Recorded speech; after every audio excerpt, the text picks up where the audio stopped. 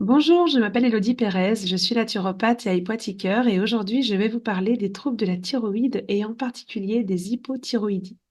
Donc je précise que cette vidéo ne se substitue pas évidemment à un conseil médical et la majorité des éléments que je vous apporte aujourd'hui, vous les retrouverez dans des études scientifiques qui sont dans le descriptif de cette vidéo. Alors, la thyroïde, qu'est-ce que c'est? C'est une glande endocrine qui est centrale, qui est très importante pour l'ensemble du métabolisme et qui est en lien avec les autres glandes endocrines de notre corps. Donc, c'est une glande qui se trouve à la base du cou, qui a une forme de papillon, qui fait 5 cm de haut par 6 à 8 cm de large. On voyait, elle est vraiment imposante, elle est importante. Elle est stimulée au niveau cérébral par deux glandes, l'hypothalamus qui va stimuler l'hypophyse et l'hypophyse va stimuler la thyroïde par la production d'une hormone qui s'appelle la TSH. C'est l'hormone qui est le plus souvent mesurée au niveau des analyses biologiques.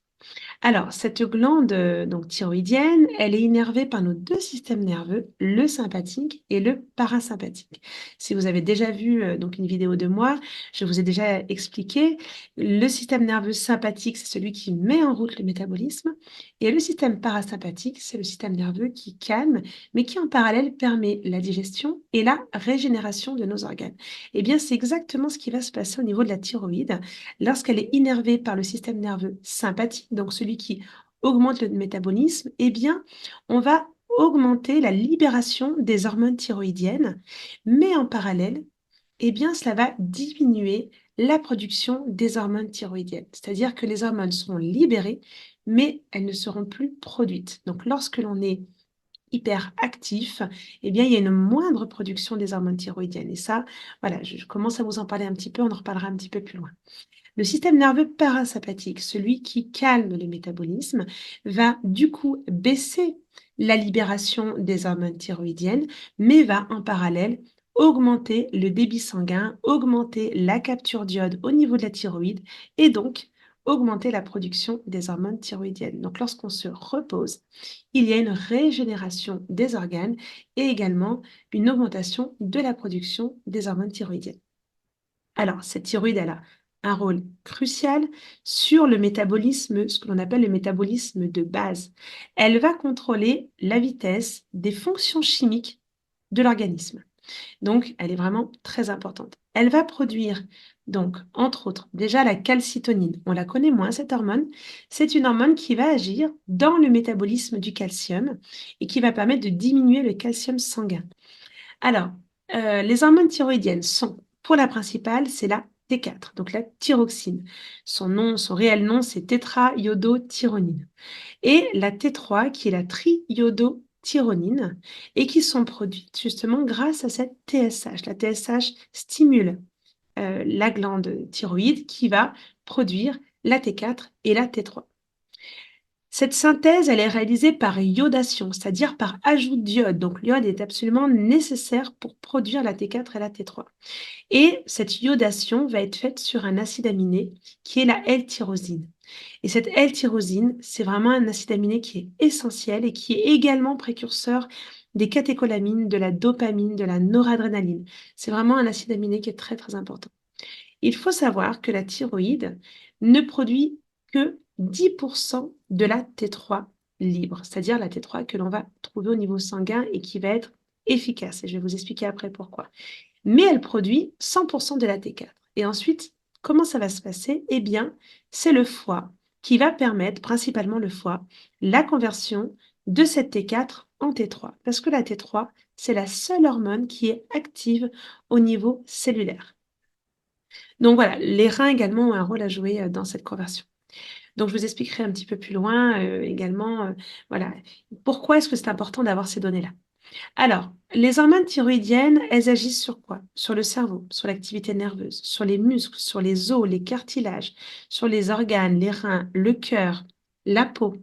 Elle va agir également sur la thermogenèse, donc le maintien de l'homéostasie, de l'équilibre de la température du corps. Sur l'hématopoïèse, c'est la formation du sang, des globules rouges et des globules blancs pardon, au niveau de la moelle osseuse. Elle va intervenir également dans la synthèse des protéines. Elle intervient dans la taille et dans le nombre des mitochondries. Les mitochondries, ce sont les petits moteurs qui sont à l'intérieur de chacune de nos cellules. Elle va permettre également l'entrée du glucose dans les cellules. Donc, vous voyez, au niveau du métabolisme, c'est très important.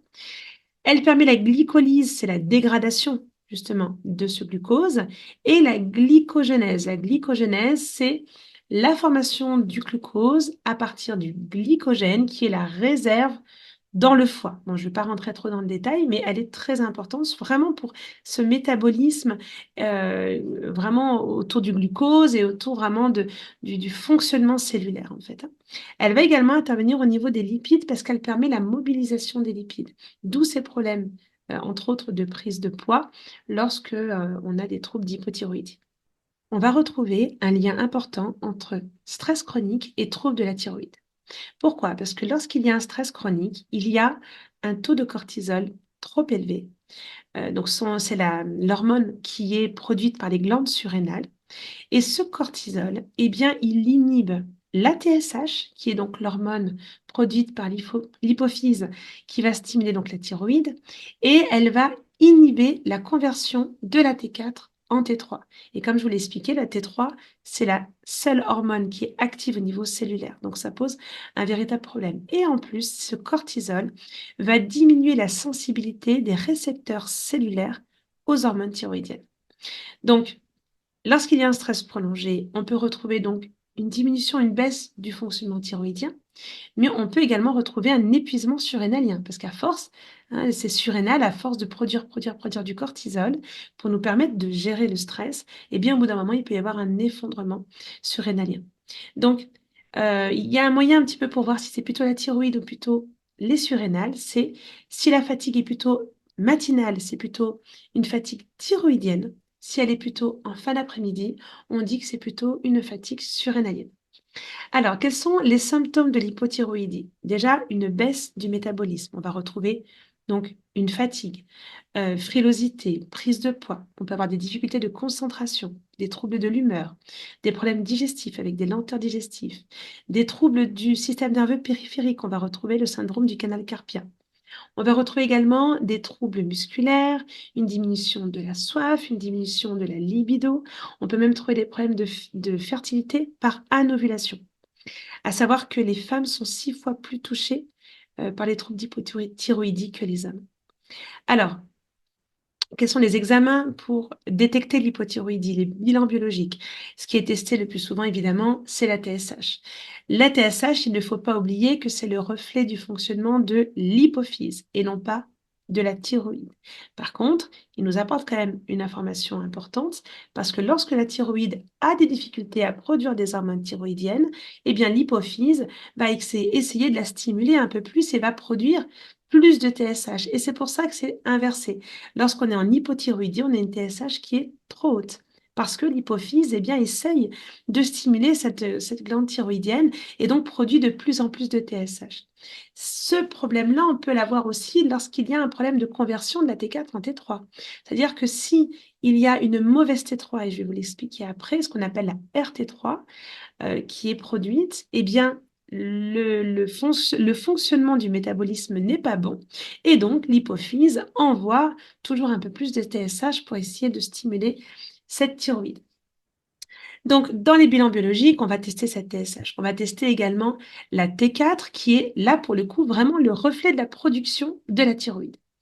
Et parfois sera testée la T3. En naturopathie, on aime bien le demander, on aime bien travailler main dans la main avec les médecins pour essayer d'avoir ce bilan biologique, parce que la T3 libre, c'est quand même ce qui nous intéresse le plus, parce que c'est l'hormone active. Et si on a des doutes, on peut demander la RT3. Donc la RT3, qu'est-ce que c'est? C'est ce qu'on appelle la T3 reverse. En fait, c'est une molécule de T3 qui est inversée. C'est un défaut de conversion et cette RT3, elle est totalement inactive. Elle ne sert à rien. Elle ne va pas pouvoir être captée par nos récepteurs cellulaires. Donc, quelles sont les causes d'excès de RT3? Eh bien, comme la conversion se fait principalement au niveau du foie, eh bien, ça peut être lié à une faiblesse hépatique. Et, comme je vous l'ai expliqué tout à l'heure, un excès de cortisol. Parce que le cortisol trop élevé, donc trop de stress, peut gêner cette conversion de T4 en T3. Parmi les bilans biologiques, on va demander aussi la iodurie des 24 heures, ce qui nous donne une vision sur les carences en iode, des carences en iode éventuelles. Et puis, on va demander les anticorps, antithyroperoxydase, pardon, l'anti-TPO et les anticorps anti-thyroglobulines qui vont nous permettre de voir s'il y a une maladie auto-immune et donc la maladie d'Hashimoto. Et on va pouvoir également doser les anticorps antirécepteurs de la TSH pour voir s'il y a une maladie de base d'eau. Alors, quels sont les traitements? Le traitement allopathique, que vous connaissez sans doute, c'est la L-thyroxine que l'on connaît plus sous le nom commercial de Levothyrox.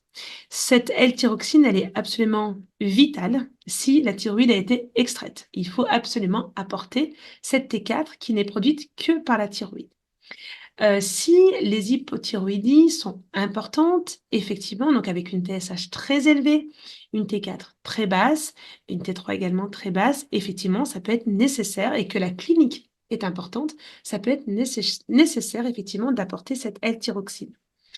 Si la personne est en état de dysthyroïdie, c'est-à-dire elle passe de l'hyper à l'hypo, hyper-hypo, là on est dans une fatigue thyroïdienne, dans un désordre thyroïdien, on n'est pas encore dans une hypothyroïdie franche, et là vraiment la naturopathie, elle a toute sa place parce qu'on peut vraiment remonter la thyroïde, on peut vraiment la régénérer et lui permettre de refonctionner de manière harmonieuse et trouver également quelle est la cause et traiter le terrain et traiter la cause. Voilà. Si l'hypothyroïdie est légère, eh bien, on peut tout à fait aussi tester la micronutrition, les modifications des gènes de vie, etc., le terrain pour relancer cette thyroïde. Donc, voilà, là où voilà, où je vous dis de faire attention, en tout cas c'est mon avis, il ne faut pas traiter trop tôt. Si la personne a une clinique qui reste correcte, c'est-à-dire qu'elle n'a pas trop de symptômes, mais que cette hypothyroïdie a été trouvée de manière fortuite lors d'un examen biologique, il ne faut pas se jeter sur la complémentation en L-thyroxine.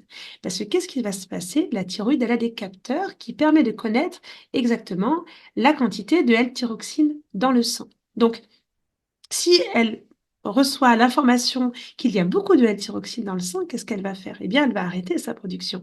En tout cas, elle va la diminuer fortement. Et ensuite, eh bien, c'est beaucoup plus dur de la relancer. Donc, c'est pour ça que, voilà, tant que la clinique est encore correcte, on peut essayer des choses avant.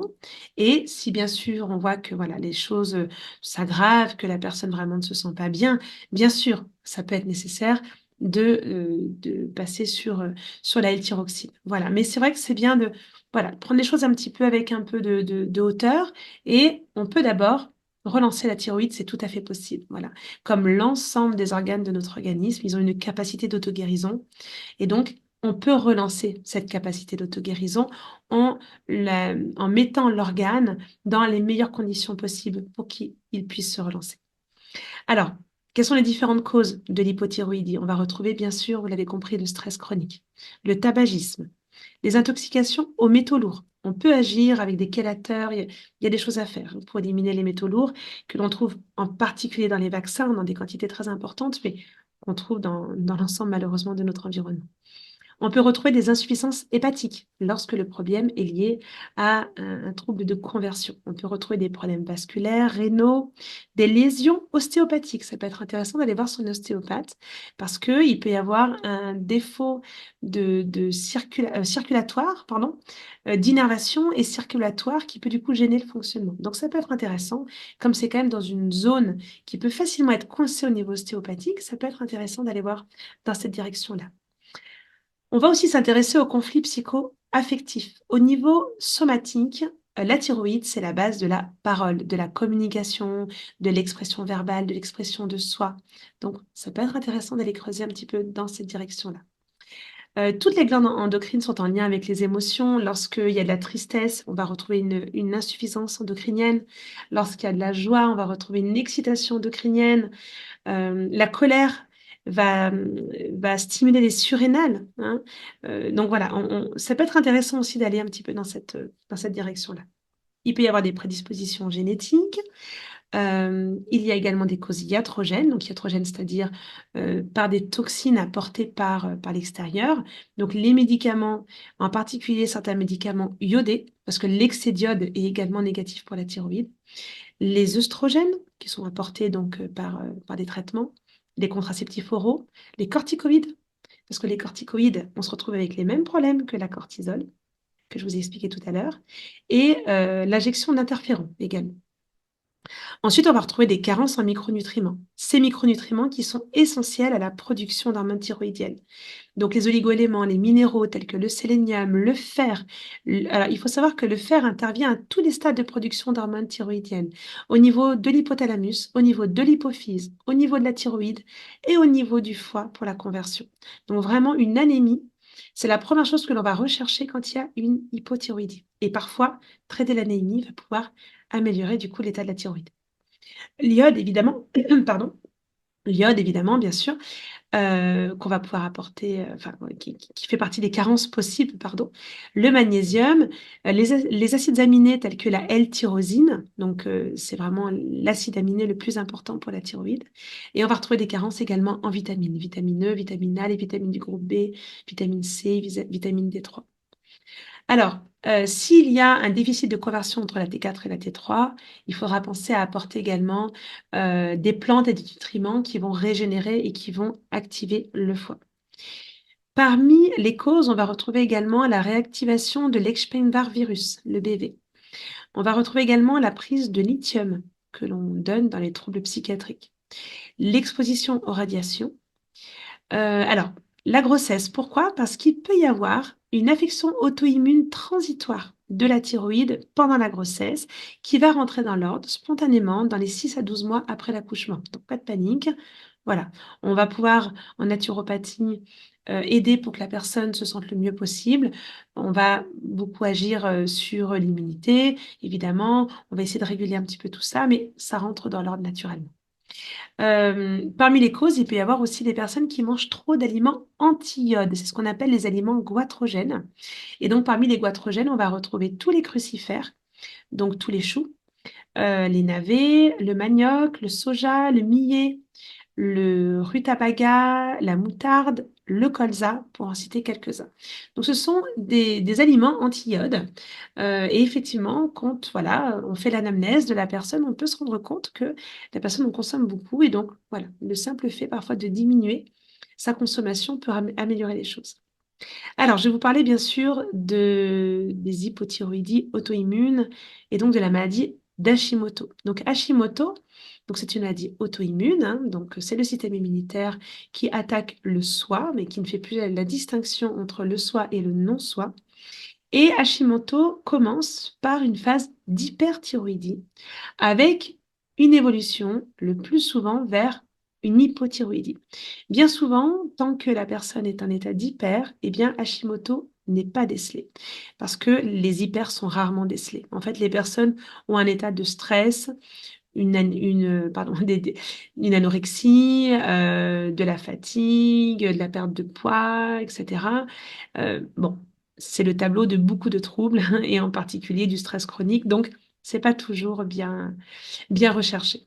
Et donc, c'est plus souvent quand la personne passe en phase d'hypo, où là, dans ces cas-là, on teste la thyroïde et on se rend compte qu'il y a éventuellement une maladie d'Hashimoto. Donc, comme je vous le disais, les marqueurs biologiques, ce sont les anticorps, principalement anti-TPO, qui sont donc trop élevés. Alors, la cause de ces maladies auto-immunes, c'est pas très facile. On sait que c'est un dérèglement, bien sûr, du système immunitaire. Et en naturopathie, ce qu'on constate, c'est qu'il y a toujours un terrain inflammatoire, oxydé, et dans la grande majorité des cas, on retrouve une dysbiose intestinale et une hyperperméabilité des intestins. Et quand les intestins sont perméables, eh bien les jonctions serrées laissent passer des macromolécules, des grosses molécules qui n'ont rien à faire, pardon, au niveau sanguin. Et donc le système immunitaire va les attaquer. Et donc ça va créer un terrain très inflammatoire, et ça peut aller jusqu'à une maladie auto-immune. Voilà pour l'explication que l'on en a aujourd'hui. Toujours est-il qu'en travaillant sur le terrain, on peut vraiment, vraiment améliorer l'état de la personne. Parmi les troubles de la thyroïde, on va trouver également la thyroïdite, qui est une atteinte inflammatoire de la thyroïde. Et là, on va retrouver des symptômes typiquement grippaux, fièvre, perte de poids, anorexie, douleurs musculaires, fatigue. Mais la particularité, c'est que la personne aura également des douleurs cervicales. Alors, c'est résolu rapidement si c'est bien pris en charge. Il n'y a pas de souci par la médecine générale. Alors, quel accompagnement holistique on propose en naturopathie pour les troubles d'hypothyroïdie? Alors, vous l'aurez compris, au niveau alimentaire, déjà, on va éviter les aliments goitrogènes. On va proposer la consommation de beaucoup de fruits, de légumes, de céréales, d'oléagineux, de légumineuses de bonne qualité, si possible non traitées, qui vont apporter toutes les vitamines, minéraux, oligo-éléments, antioxydants, etc. Si c'est nécessaire, on peut rajouter des super aliments, on peut rajouter du quinton, on peut rajouter des algues, il y a beaucoup de choses à faire pour apporter, en fait, tous ces nutriments qui peuvent être manquants. On va essayer d'apporter des protéines de bonne qualité et si la personne est végétarienne, eh bien, on va aller sur des associations de céréales et légumineuses pour apporter donc tous les acides aminés nécessaires. On va essayer d'augmenter la consommation de jaune d'œuf qui va être très intéressante. Voilà, on va essayer de trouver comme ça des solutions pour pallier parce que la base des glandes, des hormones endocrines, eh bien, ce sont les acides aminés que l'on trouve dans les protéines. Donc, il ne faut pas négliger l'apport en protéines et même si ce n'est pas un apport animal, on va essayer de trouver d'autres solutions. Et évidemment, si vous n'êtes pas végétarien, allez plutôt vers des viandes blanches de bonne qualité, du poisson, des œufs, c'est quand même l'idéal. On va essayer d'apporter des aliments iodés, donc vous allez avoir les huîtres, vous allez avoir tous les crustacés, les algues, le poisson. Alors attention au poisson, le plus petit possible. Plus c'est gros, plus ils sont loin dans la chaîne alimentaire et plus ils vont être intoxiqués. Donc les plus petits possibles et si possible des petits poissons gras pour vous apporter des bons oméga 3. Les oméga 3, ils vont permettre de rendre les parois cellulaires plus réceptives aux hormones thyroïdiennes. Donc poissons gras, oléagineux, toutes les huiles végétales qui sont précurseurs des oméga 3, huile de lin, de colza, de noix, etc. N'hésitez pas à en abuser. Et lorsqu'il y a une maladie auto-immune, on va supprimer le gluten et le lait de vache. C'est pas facile à faire, mais c'est très efficace. Parce que ce gluten et ce lait de vache, ils sont hyper inflammatoires pour la muqueuse digestive. Ça va augmenter la porosité intestinale et ça va augmenter les réactions auto-immunes. Donc ça, on peut y aller progressivement, bien sûr, avec la personne, mais dans l'idéal, il faut réussir à faire ces évictions, sachant que on peut tout à fait le remplacer par d'autres types de céréales. Le lait de vache, on peut aller quand même vers du lait de brebis, du lait de chèvre, des laits végétaux. Il y a plein de choses à faire. Au niveau intestinal, on va travailler donc avec des probiotiques, donc des bonnes bactéries saprophytes, avec des prébiotiques, donc ce sont des fibres qui vont nourrir les bactéries. Et on va apporter des nutriments, donc la glutamine, le collagène, le zinc, les vitamines du groupe B, qui vont réparer la muqueuse. Ça, c'est très important. On va apporter aussi beaucoup de minéraux qui permettent la réparation de la muqueuse. Au niveau du foie, donc il existe les plantes telles que romarin, chardon-marie, artichaut, desmodium, il y en a beaucoup. Le glutathion peroxydase qui va permettre aussi d'accélérer la détoxification hépatique. Voilà et puis on va également, détoxifier les métaux lourds. Enfin, le foie va permettre d'éliminer les métaux lourds. Donc il faut en parallèle apporter des plantes qui vont être chélatrices ou des minéraux qui sont chélateurs tels que le sélénium, le silicium. On va retrouver également la chlorophylle qui sera chélatrice et qui permettra l'élimination des métaux lourds.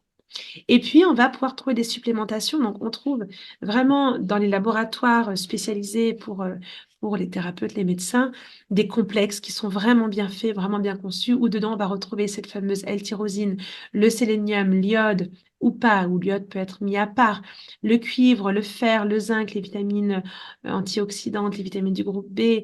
On va pouvoir supplémenter également en oméga 3 si l'apport en petits poissons gras et en huile végétale ou en oléagineux n'est pas suffisant. On va pouvoir apporter en supplémentation des plantes qui vont être anti-inflammatoires, antioxydantes.